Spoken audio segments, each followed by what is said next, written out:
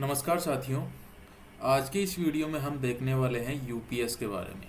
UPS के बारे में आपके जो क्वेश्चंस हैं कि हमारे को पेंशन कितनी मिलेगी, सुनिश्चित भुगतान कितना होने वाला है, हमारा जो कंट्रीब्यूट होगा वो कितना होगा, इन सभी क्वेश्चंस को लेकर पीएफआरडीए के द्वारा एफएक्यू जारी किया गया है। यानी कि आपके जो क्वेश्चंस थे, बार बार जो पूछे जाने वाले क्वेश्चंस हैं, उन सभी क्वेश्चंस के सवालों के जो जवाब हैं वो जारी किए गए हैं एक लेटर के द्वारा। इन सभी क्वेश्चंस के बारे में हम डिटेल से चर्चा करेंगे साथियों। यदि आप चैनल पर नए हैं तो चैनल को सब्सक्राइब जरूर कर ले और वीडियो को अंत तक देखना ना भूले साथियों। यूपीएस के बारे में हमने एक फुल डिटेल वीडियो बनाया है जिसमें हमने पूरी तरीके से जानकारी दी है कि किस तरीके से यूपीएस लागू होगी, कितना आपको पेंशन मिलेगा, कितना नहीं मिलेगा। वीडियो का जो लिंक है वो डिस्क्रिप्शन बॉक्स में मैं दे रहा हूँ। यदि आप देखना चाहते हैं तो उसको वीडियो को देख सकते हैं साथियों। शुरू करते हैं आज का वीडियो। यूपीएस के तहत लाभों से संबंधित अक्सर पूछे जाने वाले प्रश्न, जो आपके द्वारा बार बार प्रश्न पूछे जाते हैं, उन सभी क्वेश्चंस के यहाँ आंसर दिए गए हैं। पहला क्वेश्चन है, यूपीएस के तहत सुनिश्चित भुगतान की गणना कैसे की जाती है। यूपीएस के तहत जो सुनिश्चित भुगतान होगा आपको, उसकी गणना किस तरह से की जाती है, उसका आंसर इन्होंने क्या दिया है। पूर्ण सुनिश्चित भुगतान की दर सेवानिवृत्ति से ठीक 12 महीने के औसत मूल वेतन का 50% होगी, जो न्यूनतम 25 वर्ष की अरक सेवा के बाद देय होगी। यानी कि जो सुनिश्चित भुगतान होने वाला है वो कम से कम आपकी 25 वर्ष की सेवा के बाद ही भुगतान देय होगा। कम अरक सेवा अवधि के मामले में आनुपातिक भुगतान स्वीकार्य होगा। यानी कि यदि आपकी सेवा 25 वर्ष से कम होती जाएगी तो वो आनुपातिक भुगतान जो है वो कम होने वाला है। यदि सेवानिवृत्ति 10 वर्ष या इससे अधिक अर सेवा के बाद होती है तो प्रति माह 10,000 रुपये का न्यूनतम गारंटी युक्त भुगतान किया जाना सुनिश्चित है। यानी कि कम से कम ये 10,000 रुपये पेंशन कब मिलेगी, या 10,000 रुपये जो सुनिश्चित भुगतान जो है कब होने वाला है साथियों।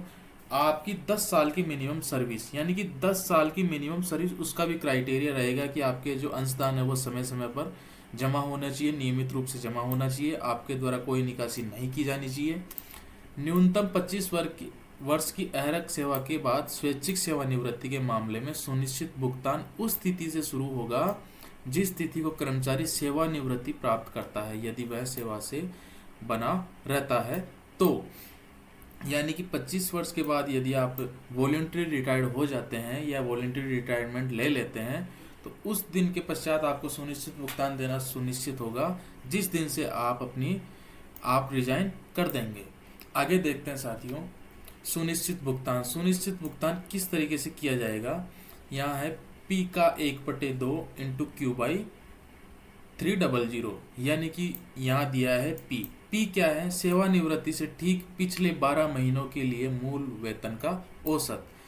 P का मान यहाँ क्या रहेगा, यानी कि आपके जिस दिन आप रिटायर्ड हो रहे हो उससे ठीक 12 महीने के औसत मूल वेतन रहेगा, 12 महीने का औसत मूल वेतन रहेगा P। और Q क्या रहेगा, योग्य सेवा के महीनों की संख्या। योग्य सेवा महीनों की संख्या ये क्या रहेगी साथियों, Q का मान, यानी कि Q 120 महीने से कम नहीं होनी चाहिए। यानी कि एक साल में कितने महीने हुए 12, और 10 साल में कितने महीने हुए 120, यानी कि 10 साल से कम सेवा के लिए ये चीज़ लागू नहीं होगी। यहाँ पर यूपीएस लागू ही नहीं होगा। 120 महीने से कम जिसकी सेवा होगी उसके लिए ये लागू नहीं होगी साथियों। और 300 महीने से अधिक नहीं होनी चाहिए। यानी कि क्यू की सीमा कितनी है, 300 महीने। यानी कि 25 वर्ष की सेवा होगी तो क्यू का मान 300 हो जाएगा। यानी कि 25 × 12 करोगे तो आप क्यू का मान 300 आ जाएगा। यानी कि जिसकी मिनिमम 25 साल सर्विस होगी उसके लिए क्यू पूरा 300 हो जाएगा। उसको सुनिश्चित भुगतान या पेंशन पूरी मिलेगी। यानी कि जो लास्ट 12 महीने को औसत मूल वेतन रहेगा उसकी आधी पेंशन उसकी हो जाएगी। अब आगे देखते हैं, यूपीएस के तहत मासिक अंशदान कितना है। मासिक अंशदान साथियों, आपका कर्मचारी यानी कि कर्मचारी के द्वारा कितना मासिक अंशदान आपको जमा करवाना पड़ेगा उसके बारे में ये क्वेश्चंस हैं। कर्मचारी का मासिक अंशदान कितना होगा, मूल वेतन प्लस डीए का 10% होगा। यानी कि आपका यूपीएस के तहत कितना अंशदान जमा होने वाला है, बेसिक प्लस डीए का 10%। यानी कि आपकी बेसिक जोड़ लेना, बेसिक में डीए जोड़ लेना और उसका 10% यानी कि 1/10 निकाल लेना। साथ ही नियोक्ता द्वारा मिलान अंशदान संबंधित नोडल कार्यालय के माध्यम से प्रत्येक कर्मचारी के प्राण में जमा किया जाएगा। ये प्राण क्या है साथियों? आप जब ज्वाइनिंग करते हैं तब आपके प्राण नंबर जारी किए जाते हैं। प्राण नंबर किसी भी सरकारी जॉब में चले जाओ, आप चाहे स्टेट गवर्नमेंट में चले जाना या सेंट्रल गवर्नमेंट में चले जाना, प्राण नंबर एक ही बार जारी होते हैं, यानी कि परमानेंट रिटायरमेंट अकाउंट नंबर। इस ये जो प्राण है आपके, इसमें जो मासिक अंशदान होगा वो जमा किया जाएगा। इसके अलावा पूल कॉर्पस के लिए अनुमानित 8.5% अंशदान जो है केंद्र सरकार द्वारा समग्र आधार पर भुगतान किया जाएगा।